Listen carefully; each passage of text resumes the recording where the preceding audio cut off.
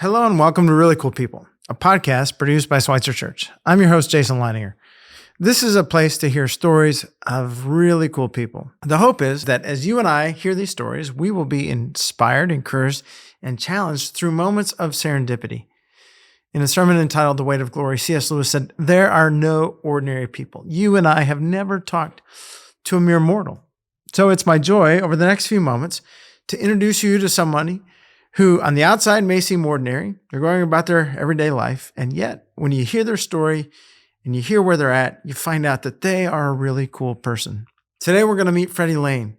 I got to meet Freddie several years ago as he was volunteering in the food pantry on the Schweitzer campus. But as Freddie unfolds his story, he's going to tell us about growing up in Arkansas, eventually attending the University of Arkansas and being in the band. We're also going to find out what instrument he plays and see if he can still play that today. He's going to talk about what he did as a career, his family, and then what he's doing here on the Schweitzer campus for a ministry called Flourish. He's going to share some of that too. And he's going to talk about some of the people that really matter in his life. So I invite you, grab a cup of tea or a cup of coffee, lean in, put your feet up, and hear Freddie's story.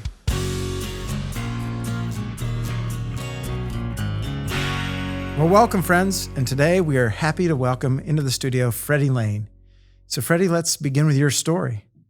Well, I'd kind of like to start from the beginning of where I was raised and had grown up, because it had such a influence on my life, both as a child growing up and also as an adult. I was raised in Fort Smith, Arkansas, and I hate to admit it, but I went to a Southern Baptist church until I went to college and met Beth. But that was really the background of what I am today, is the Sunday school teachers. As I look back over that time, how much of influence that they made on me, the difference that they were able to impart on me.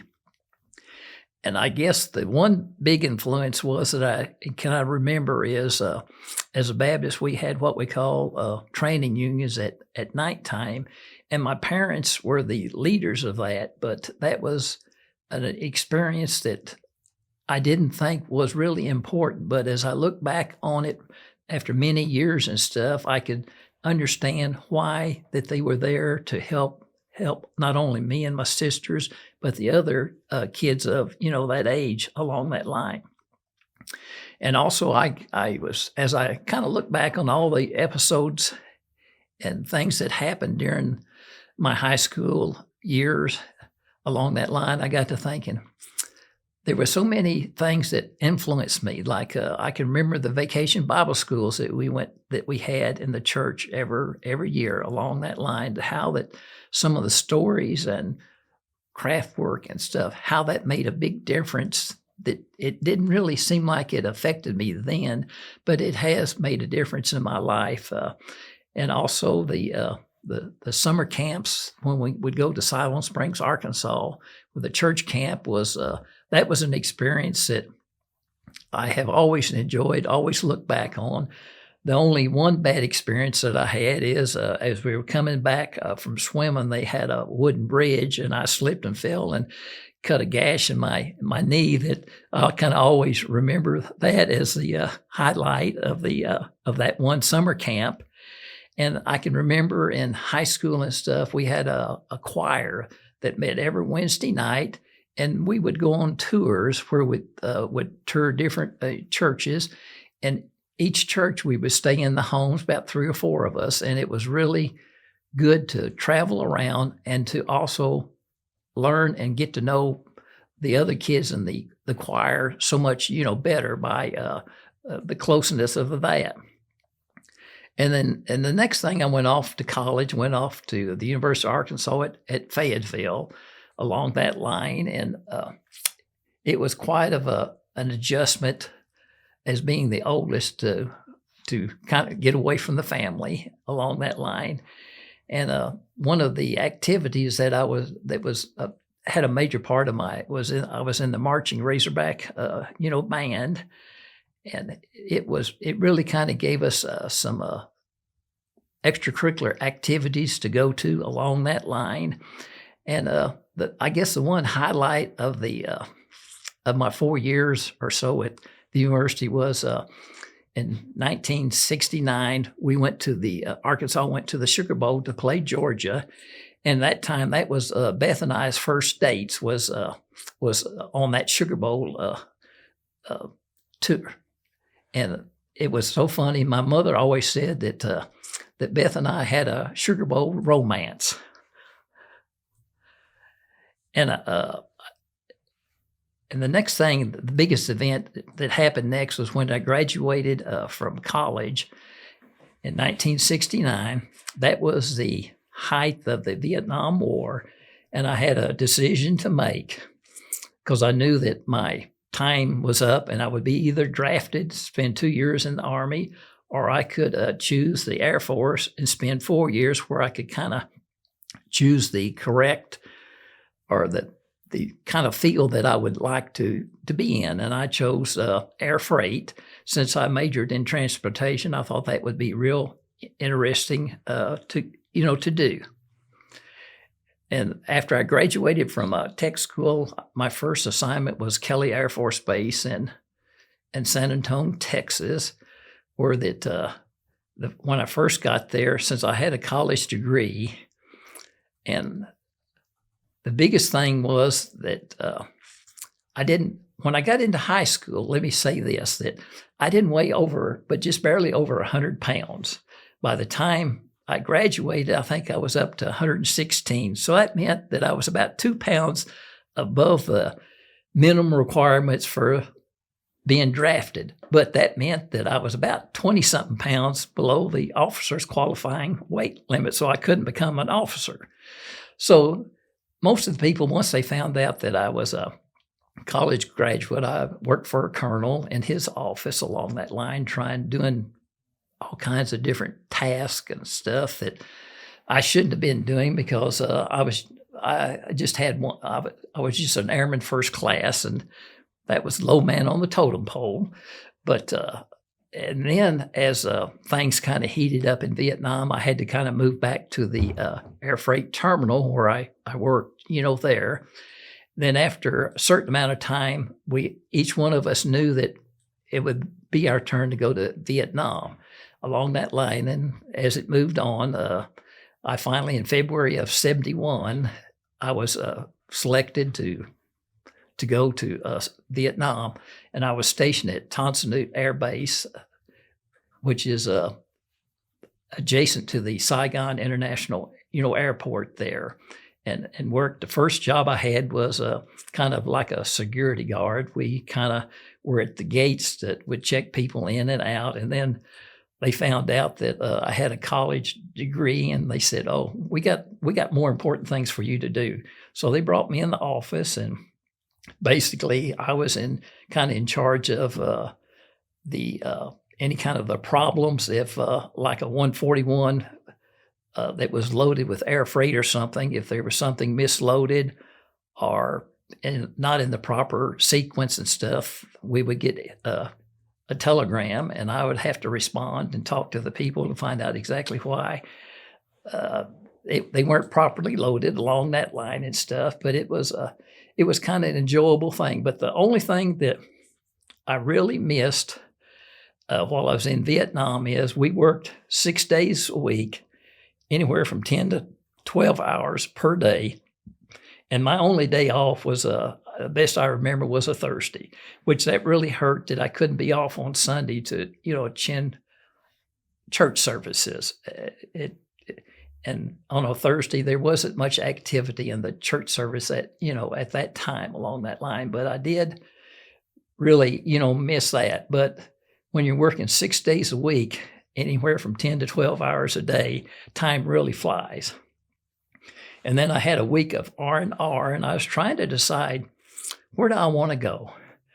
And I'm kind of a World War II historian like that, and I'd seen the film The Bridge Over the River Kwai. So I said, I need to go to Bangkok, Thailand, and take that tour to see where that bridge is, to see actually if the motion picture, how accurate it is of it, to find out that when you get there that it wasn't a wooden bridge, it was a metal bridge that was actual there. And they had all kinds of different scenery and memorials of the people that had died there trying to build the bridge along that line and stuff. But that was kind of one of the highlights of my time there. And then after my time was up, I came back to the United States. Since there were so many people in air freight, they didn't have enough spots for us back in the United States. So they transferred about 95% of us to the supply department. And I was stationed at Blytheville Air Force Base, Blytheville, Arkansas. Now, if anybody knows where Blytheville is, it's kind of the armpit of northeast Arkansas. It's cotton fields, the middle of nowhere. And for excitement, I think they had a Sonic drive-in, and the high school basketball, football games were the highlight of the week. Or on the weekend, you went to Memphis, Tennessee to have some good food or entertainment along that line and stuff. But at that time, after I'd been there in 72, when I came back, I proposed to Beth, and we got married in June of 1972 there. And we were lucky enough that she had a degree in teaching, to where that they were looking, the Blytheville School District had an opening for a teacher that they just needed her for 1 year teaching history and also math at a little town outside of Blytheville called Burdett, Arkansas. So that's where we spent the remainder of my service time. And then near the end, I began to kind of think, where do I want to go next? So since I had a degree in transportation, I thought that I needed to the trucking industry would be a pretty good deal. And I filled out applications and stuff, all different truck lines. And most of the time, I was not at the right time or the right place that they had any openings along that line. But my father-in-law knew some people since he worked in Fayetteville, Arkansas, had a connection with Jones Truck Line. So he was able to get me an interview, and they decided that they had an opening for me in their general office. So I didn't retire, but I spent my last 4 years on a Saturday. That very next Monday, I started working for Jones Truck Lines and worked there for approximately till December. And they came to me one day and said, we have this opening in Springfield, Missouri at the local terminal as a rate clerk. And we thought that you could handle that. And I was thinking to myself, that might be a good opportunity to kind of get away from the general office, because it wasn't my kind of cup of tea. I'm one that if you want to take a break, you could take a break. Lunchtime, you could do that, but it was too regulated for me. I've kind of, if you didn't want something, then I didn't figure you had to do it. So we decided, Beth and I discussed it, and we decided that would be a good move for us. So in January of 1974, we moved up here to Springfield, Missouri. And our next thought was that we needed to find a church, because in our married life at Blytheville and in Springdale, at both the United Methodist churches we attended, if they had a Sunday school class or a group for young married people, it was people that were 15 to 20 years older than us. Now they call that, young married, which didn't seem to affect us too much, but it wasn't what we were really looking for. And somehow, I don't know how we chose Schweitzer, but it was the first church that we visited, and we've been here ever since of January of 74. The main reason we kind of stayed was they had a new group Sunday school class that was newly married people or were having kids at that time, were young, around the same age as what we were. And it just fit perfectly of what we wanted, to do. And we had what we now call life groups. We would meet on Wednesdays at nighttime and kind of discuss different Bible verses, different kind of things. We would have different weekends where we go camping, doing float trips, just anything at all. So that was what we had been looking for a long time, is a group within a church that we could feel like that we could be part of and could grow. And it seems like that in all my situations, both in the Air Force and getting the job at Jones, it just seemed like that God was trying to put me in a certain spot. He had a spot for me to move. Now, sometime you don't really realize what that is till you look back on it and years later and think that, yes, that's exactly, why we were there. And when we got into Schweitzer, it became a church that we really, liked along that line. And we began to see that Schweitzer really meant a lot to us. Now, where it really meant so much to us was like Liz Craig and the children's ministry that she had that helped with our kids, Joyce Bernard and the choirs that she led, Denny Reeves and the other leadership of the youth groups. What a difference that they made in each one of our kids' lives and kind of influenced them to what they are, today, the background that they were, foundation that they were able to get. And I guess the first major thing that kind of happened to us that always hits home the first is when a parent dies, and Beth's mother died of lymphoma. And it was so nice that we had such a church that was so willing and showed so much compassion for us to help us through that time. It's the first death of a parent is so much harder, I think, on people than after it's happened more than once. It's always hard, but I think the first time, especially when a parent has been sick for 5 or 6 years along that line. And then the next big kind of event that happened is in the 1980s, the truck line industry was deregulated. And what I meant by that is the fact that when they were regulated, they had to buy their spots that they wanted to move freight to, or lines. And deregulation meant that anybody could go any place that they wanted. And at that time, the 1980s were not a real good economic time period. So we were seeing a lot of different truck lines that were closing their doors and stuff like that. And then, in the early part of July of 1991, we began to kind of sense that Jones was becoming near their end of their truck life. And in July, close to July the 4th in 91, we got notification that on a Monday that they were, shutting down. That was quite of a shock. Even though you knew it was coming, it still was real hard on you because you're never prepared for losing a job that you thought that was going to be your lifetime, especially you spent 19 years with a company.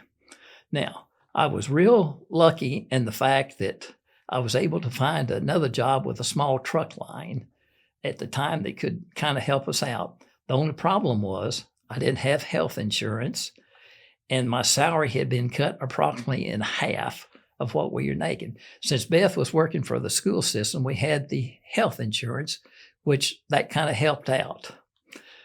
But the church just kind of stood up in our Sunday school class. There were so many people willing, well, why don't you send an application to this person or that person, along that line. It was just so heartwarming of the thoughtfulness and the interest that people had, knowing that what you were struggling with, that they were there, to help you along that line. And I can remember filling out so many different applications and resumes over that time period that I began to kind of wonder, what am I doing wrong? Where do I need to go along that line? And finally, I realized that after interviewing several times, the people realized that with a college education and the salary that I had been making, I wouldn't be happy there, or I would not be working long, that I would move on. So a lot of times I was, turned down, but I figured out exactly what was happening. Most of the time was people advertised that they had a job opening, but they had already filled it. But to cover the law and make everything was legal, they had to advertise. So it was very, sometimes very misleading along that line. But the whole time we just felt God was working within us. Now, I have to admit that over the 38 years that I worked in the truck lines business, I worked for 7 different truck lines. They either went bankrupt, or either merged, or somebody bought them out. Now, anybody that knows me and could see me filling out an application for another truck line, they kind of got the bad idea that, no, I'm not a real good person to hire, because the chance of the truck line going bankrupt or shut down was a pretty good high percentage along that line.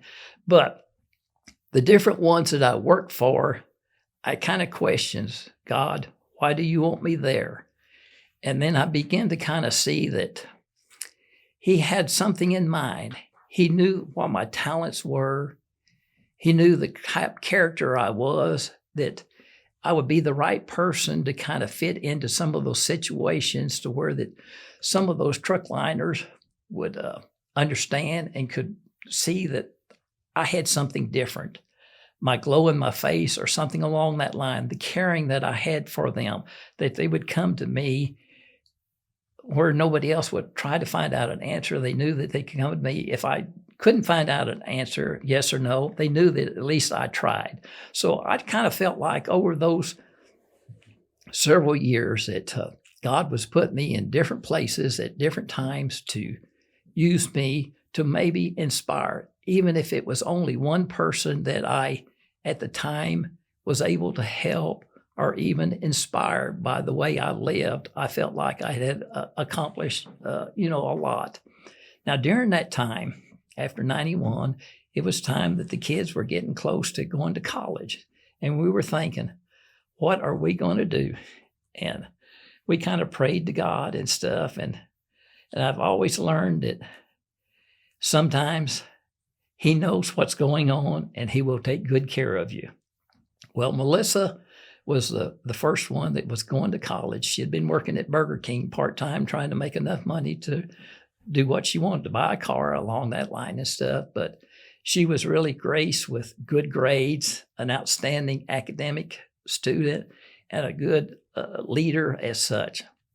And she was able to get a full scholarship ride to the University of Missouri at Rolla, where she majored in chemical and engineering, and was able to, all we had to do was just kind of supply some of her needs and stuff like that. But at the time, you did not understand that that was God's doing things, that he knew along before it even happened. He knew exactly what needed to be done.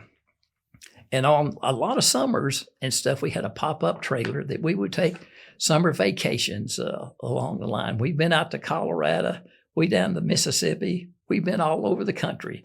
But I think when I look at it, some of the best vacations were when we went out to Colorado and we toured the Air Force Academy in Colorado Springs. David was really inspired because he was, I think, a junior in high school. So he was beginning to kind of think about where he wanted to do or what he wanted to do or where he wanted to go.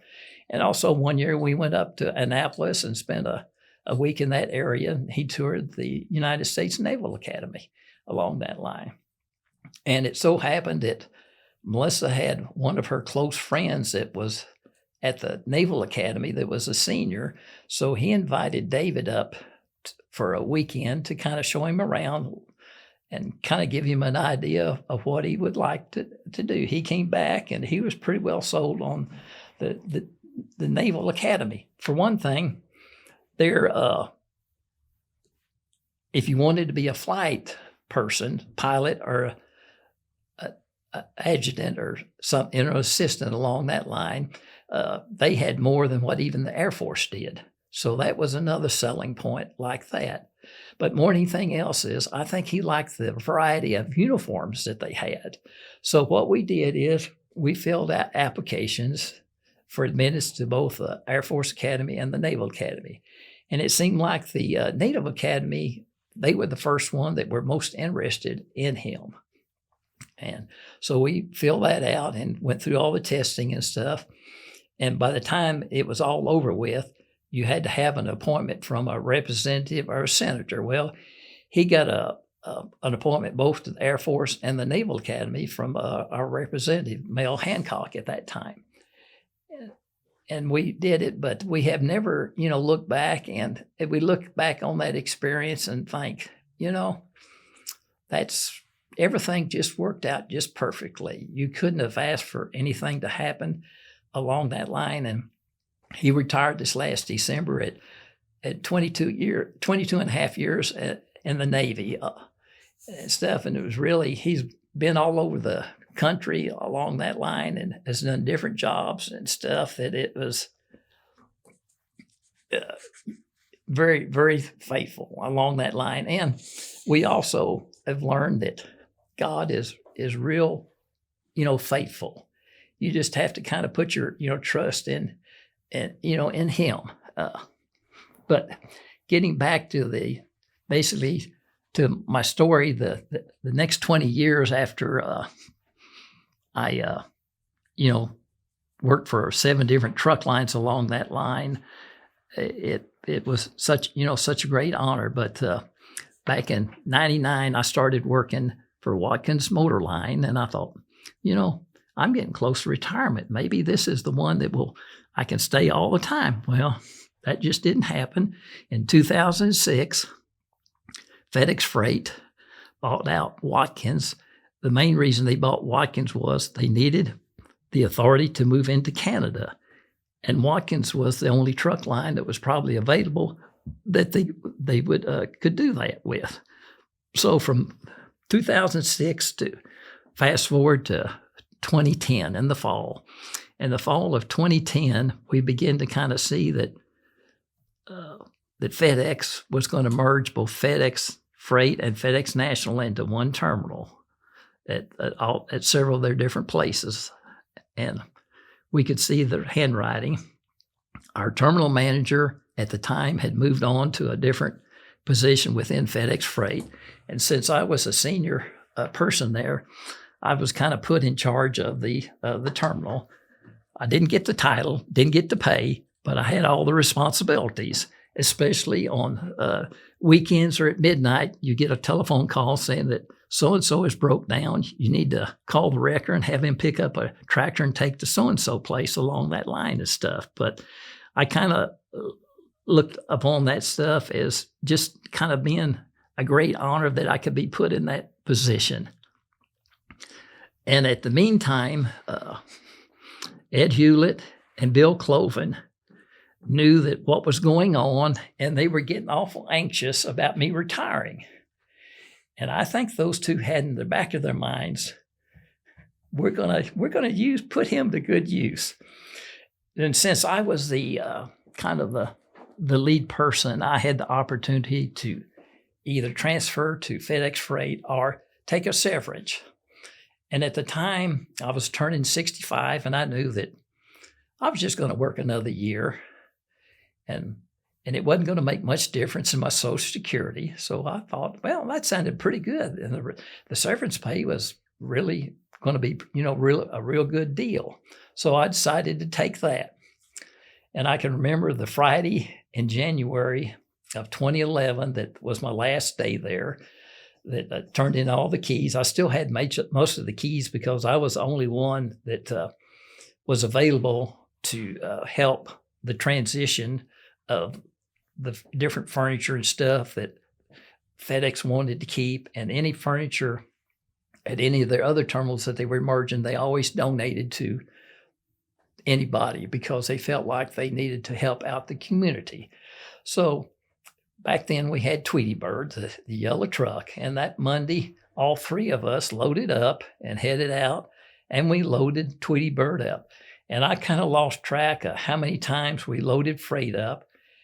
And it was like I first learned from Ed and Bill, you don't turn anything down. You'll always find some spot to give away items. Now, some of the stuff is still around Schweitzer. You have to kind of look hard to see it, but it's still here.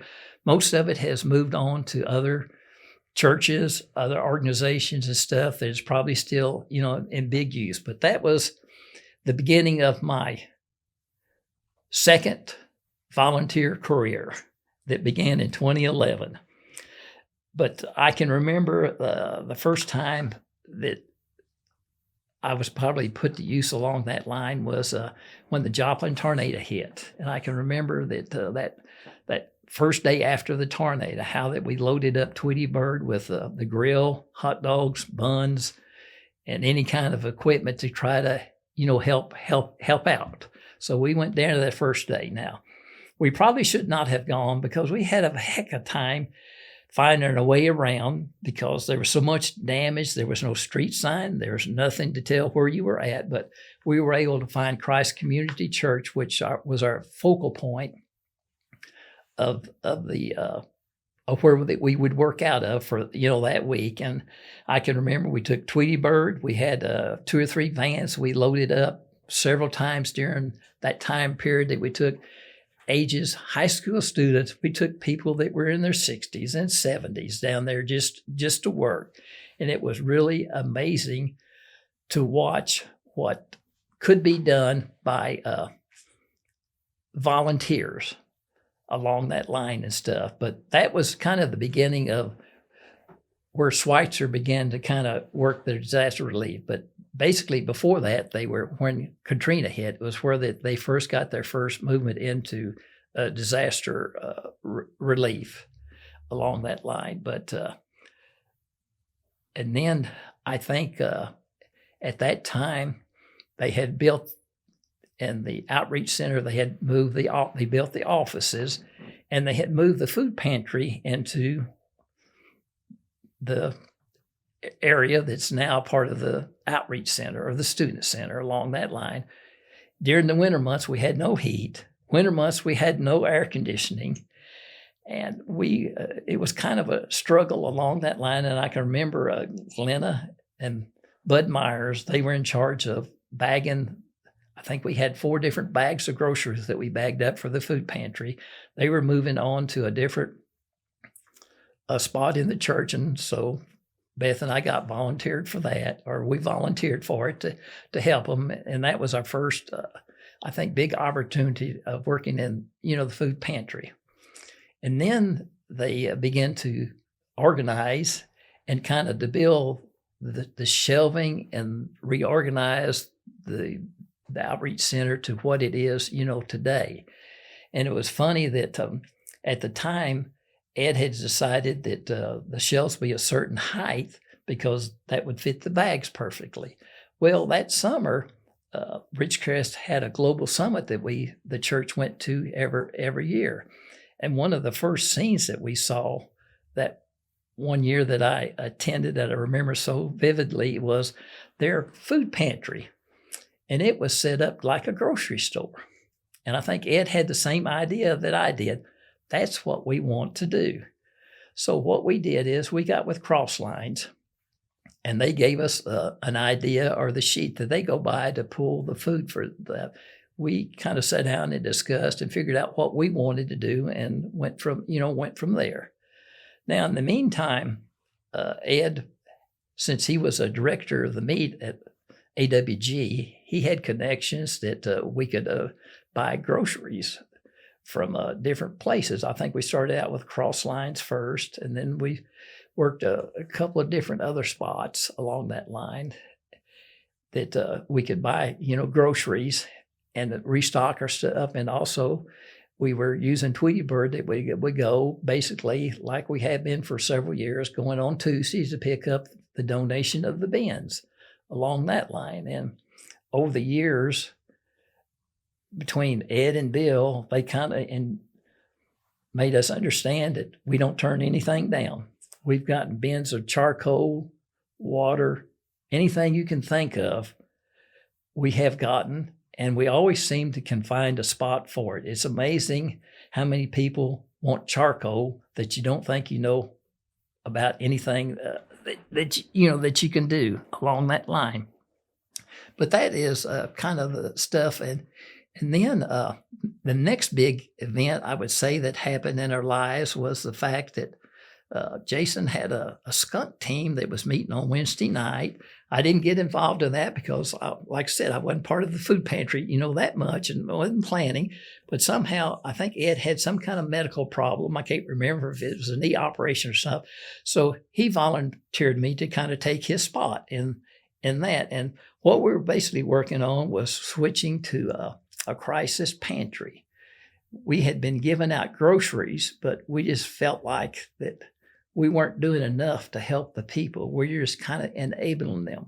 We need something to kind of go along beside them and pray for them and kind of help them maybe come out of their dependent on groceries and stuff along that line. So in April of, I think the 6th of 2015, we started the crisis pantry. But before that time, the group we met every Wednesday afternoon.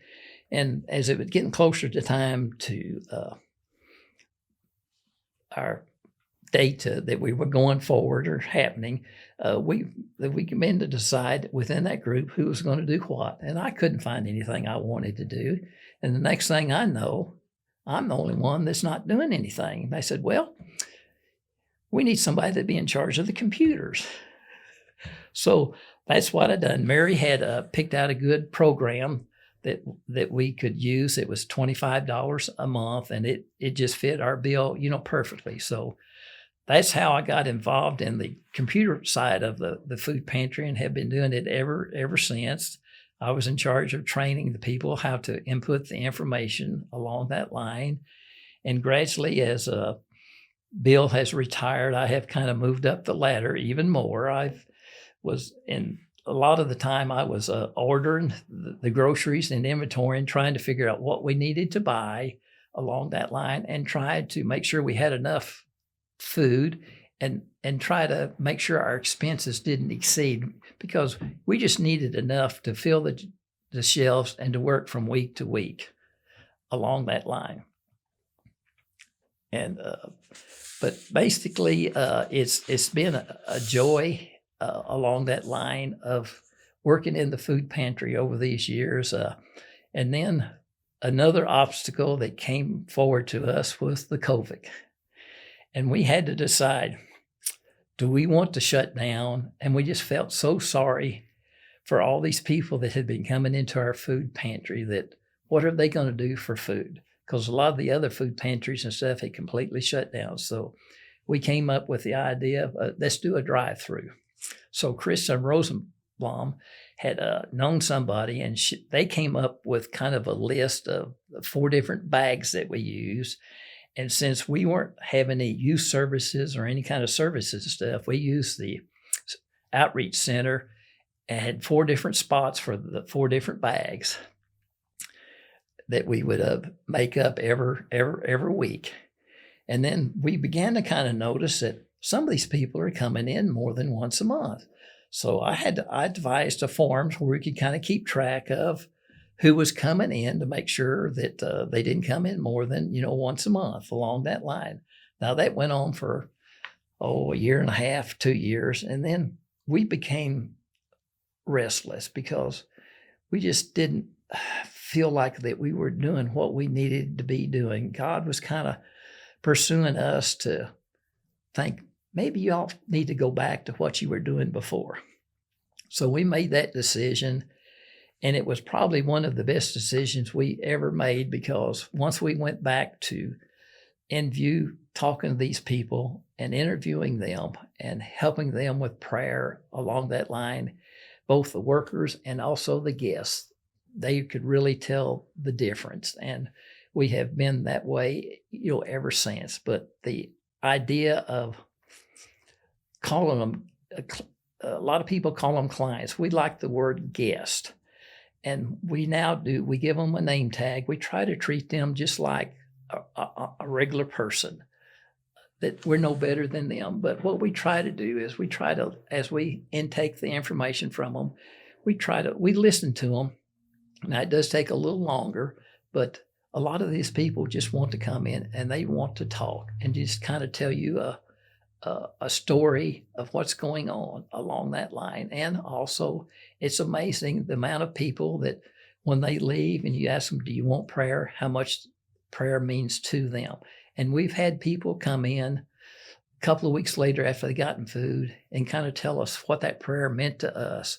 Or, can you just pray for me? I just need some more prayer along that line. And it is such touching to see how that stand back and kind of watch how the interaction of both the volunteers and the workers are at that time. It is just, really, amazing along that line. But I guess, and it's funny how that you can kind of see God working in what goes on. I can think of several times when AG in previous years have had a supply problem like everybody else has had of trying to stock the shelves and stuff. We face that just week in and week out, trying to outguess, do they have this or do they have that? I can think of many times that we ran out of crackers and we'd get a bin in that Tuesday, and what would be there? Crackers. It's like the man upstairs knew exactly what we needed along that line. It's just too coincidental that things that we sometimes needed, we would get in the bins the very next week along that line and stuff. But I guess the thing that most is the fact that we can sit back and we can kind of look and we can see these people, see how some of them are really hurting, how that we can sit there and listen to them and they can really sense. And some of them, you can tell when they come in the next time that, and we recognize their faces. The people that are 60 and above, they're what we call their frequent flyers, because we have learned their names and almost exactly what they need each week. But they will sit down and they will talk with us along that line. And a lot of your food pantries and stuff are not set up that way. Now, we had to go to numbers once we checked them in, because when you have 40 or 50 people, families coming in a day, you kind of lose track of who was what. And so that's the reason we went to numbers, is we could kind of make sure everybody got in at the right time and somebody didn't get ahead of the others. But normally we wouldn't use numbers, but it was so much more convenient once we got people checked into the computer just to give them a number and they would call out that number along that line. But I guess what I need to kind of maybe close with or kind of look at is, what does the future hold for me? Well, as far as the food pantry is concerned, we don't really know what our next step would be, what God has for us to do. It's just amazing of what we have seen over the years of what He has done for us and how that He answers our prayers along that line, and the difference that a lot of people have made along that line. But I guess the next biggest thing that has happened to us within the last couple of months is in June of 2022, Beth was diagnosed with, Parkinson's. And we've been kind of struggling, with that.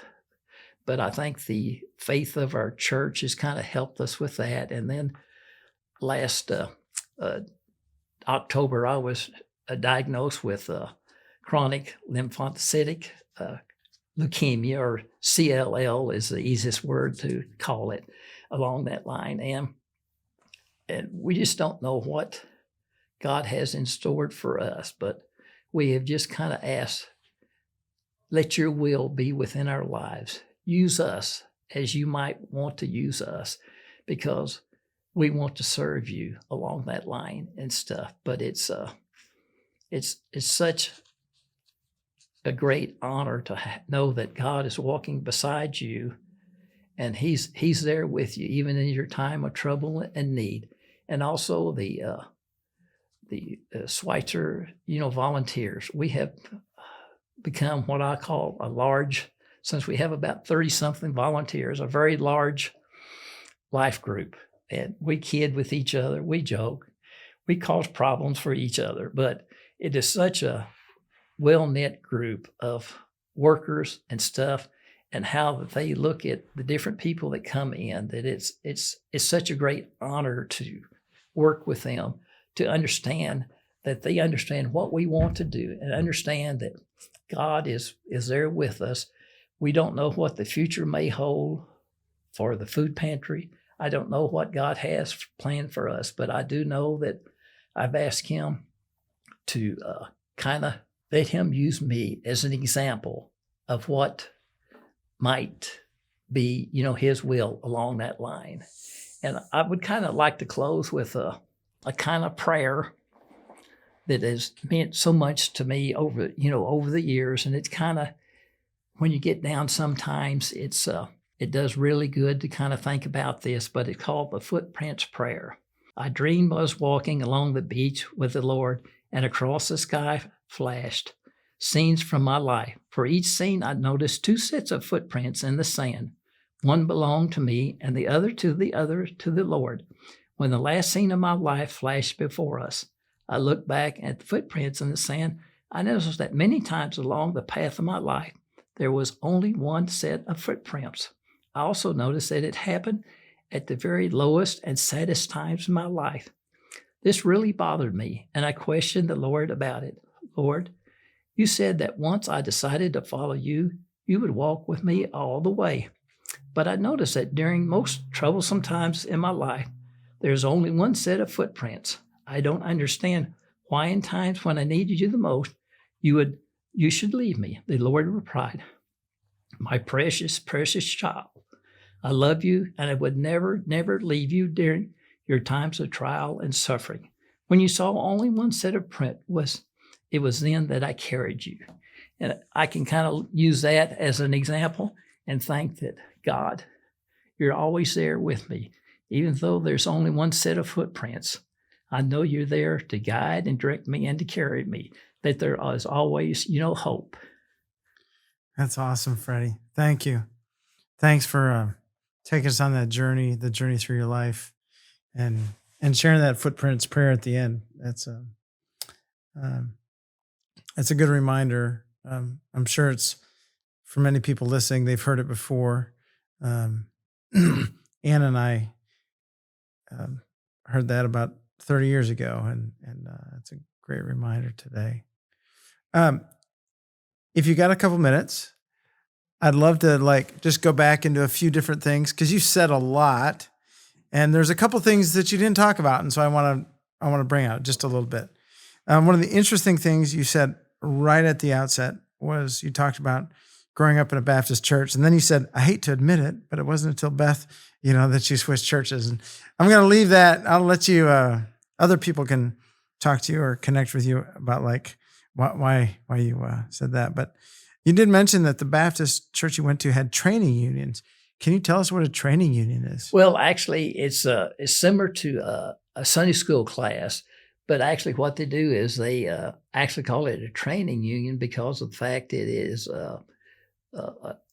you study stuff where that you're kind of learning, say, Bible verses, or get more in depth on your study of training. Okay. It kind of helps you grow in your spiritual growth. It's more than just a Sunday school class when you get teaching. Mm-hmm. This is more in depth, looking at the scriptures and stuff and talking amongst others so that you can kind of, grow. Okay. Then you skipped your brothers and sisters, or your siblings. How many siblings did you have? Well, I've got two sisters. Both of them are younger than I am. My oldest sister is 2 years younger than me, and my youngest sister is 10 years younger than me. So basically, two of us kind of grew up together. The other, when I went off to college and stuff, she was just in grade school. Uh-huh. So along that line. But all three of us graduated from the University of Arkansas. Only me and my youngest sister were the only two that were members of the Razorback Band. Along that line and stuff. And we get together along that line and have joyous times together. stuff that it's a nice time, and families get together, and it's good when we can get together with all of them and all the grandkids and stuff that we can meet and see, because a lot of the grandkids are fairly close to each one's age. Mm-hmm. And it's really a good time to kind of, get together along that line and stuff. Well, what instrument did you play in the Razorback band? I played a clarinet. What? A clarinet? Yes. Did you run with it? Like some bands, they'll like run with their instruments and things like that? No. Well, actually, to kind of give you a background of my musical history, if you want to call my musical history as such, in high school, in junior high, I played a clarinet. And then somehow I got interested in what they call a contrabass clarinet. For one thing, you have a regular clarinet, you have an alto clarinet, a bass clarinet, and then a contrabass clarinet. That's big. Big thing. And the thing I liked about that was there's only one of them. So what I did is in junior high school in the 9th grade, they were still in junior high back then. So we got to try out for, like high school, if we were members of high school. Well, the first year I was able to go to regional and stuff, and I went to all-state band. And in the 9th grade, I think I was in the second band. The next year, I was in high school. Now, the contrabass clarinet I had in junior high school was a B flat. This was a different one. So there wasn't as many of them. And I did a little better. I think I was second chair in the first band. But my sisters and Beth are really disappointed because they never made it to the all-state band. Now, my grandson this last year, he got to go continue the family tradition of all-state band. My daughter wasn't in the all-state band, but, I just happened to pick, I guess, the right instrument and happened to be at the right time to accomplish all those good things. Well, we'll have to talk to some music people around here, see if there's any place for a contrabass clarinet in some of the worship music. I don't think I've seen one of those in a long time. That's a very unique instrument. You talked about the Sugar Bowl romance that you had with Beth. And then you were in the marching band. So music's a little bit, I wonder if the two of you have some songs that you really like together.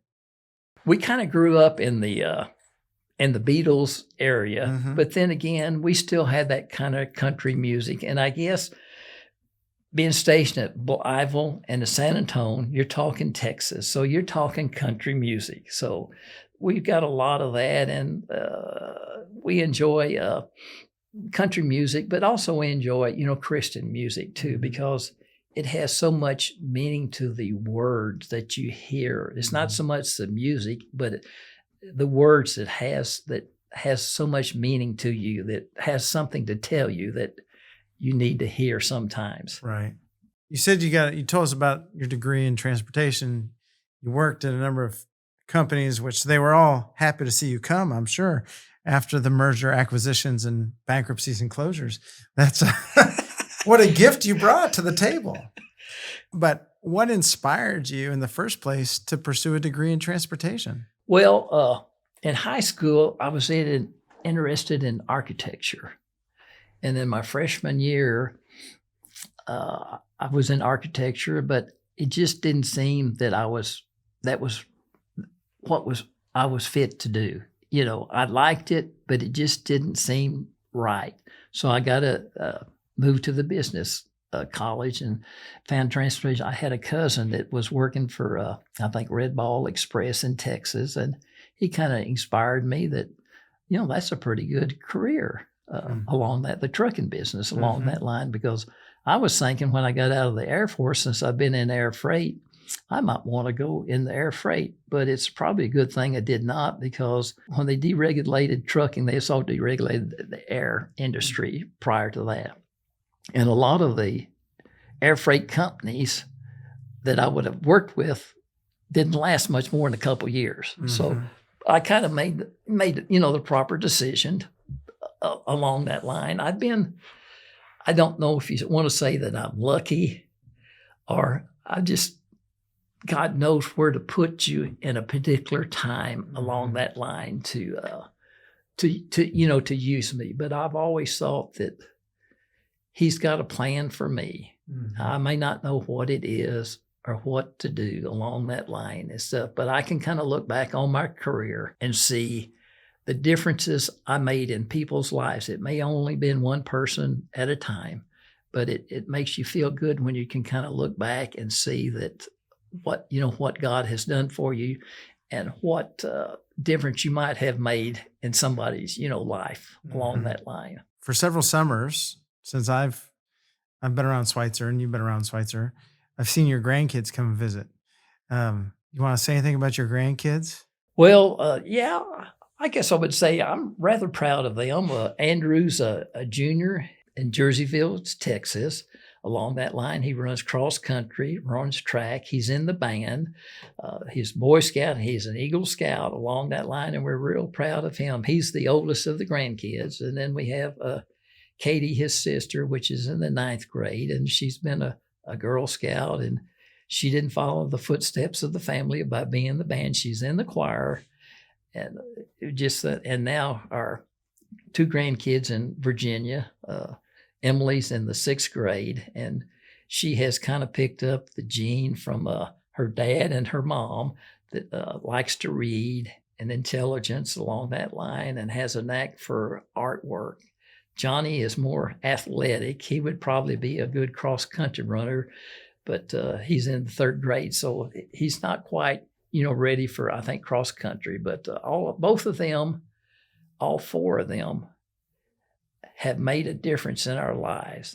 And we can see that what we did as raising both David and Melissa, that the difference they have made. We can see that the Christian life that they have set an example for those children. And we can kind of see it has been kind of handed down, and we can see the goodness of them wanting to go to church, the church activities that they're involved in. It just means so much to you that you can see that there are good people in this world. Mm-hmm.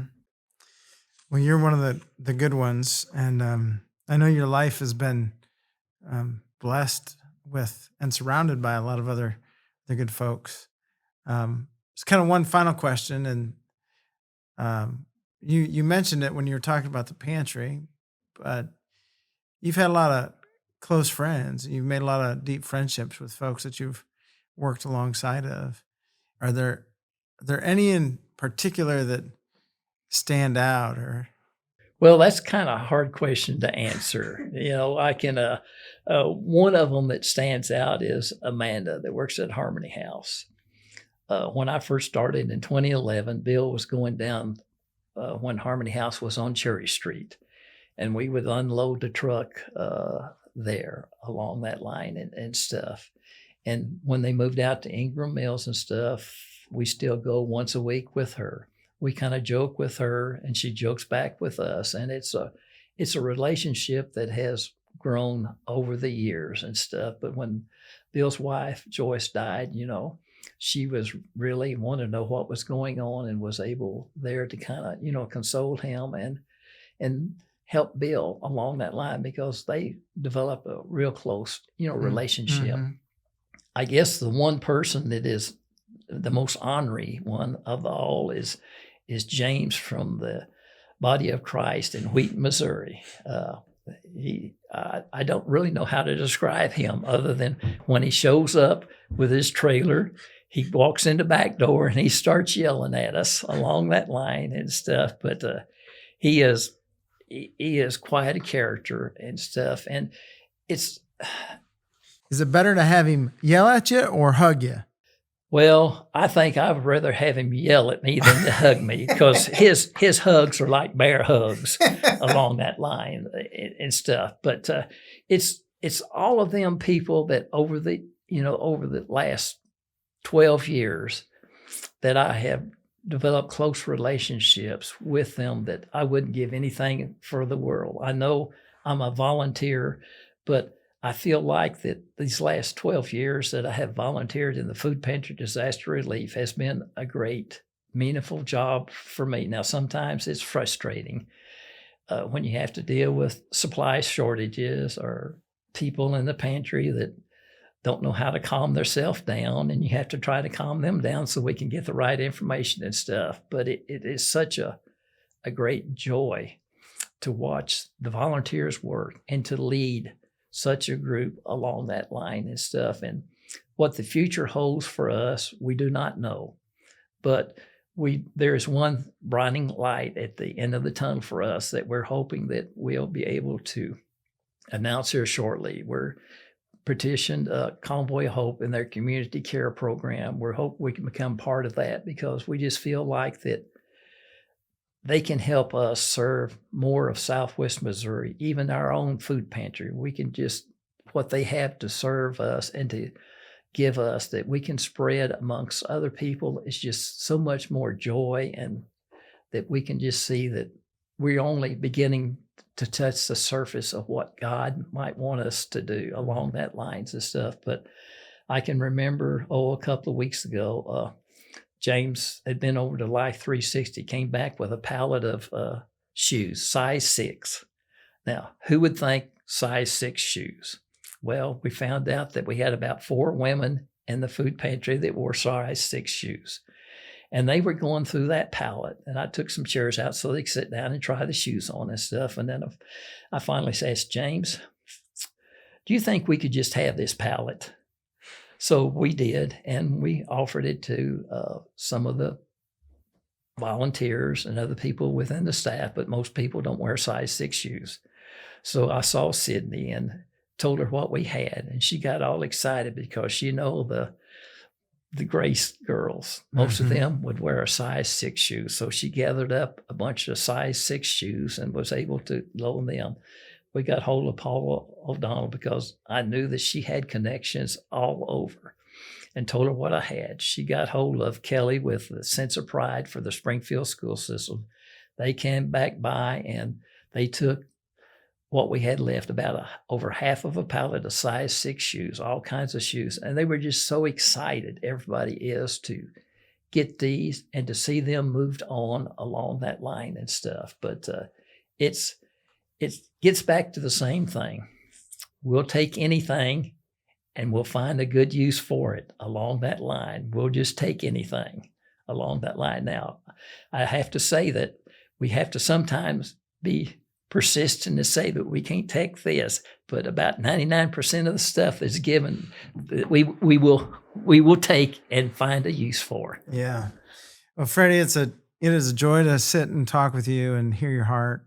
And as you were talking about that at the end, I was reminded of Radar O'Reilly or Klinger in the roles of MASH as company clerk and trading and doing all kinds of things. And you certainly have had that mastered, and you do that for the benefit of others to a great degree. So we really appreciate you.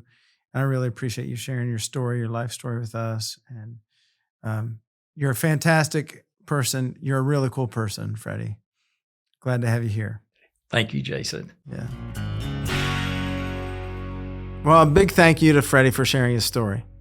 In listening to Freddie today, we hope that you were inspired, encouraged, and challenged, and that you begin to behold the really cool people that are around you. The Really Cool People podcast is produced by Schweitzer Church, Springfield, Missouri. Taylor Likes is our executive producer and editor, and we're so thankful for his editing. And I'm your host, Jason Leininger. You can help us by liking, reviewing, and sharing this podcast. Until next time, stay cool.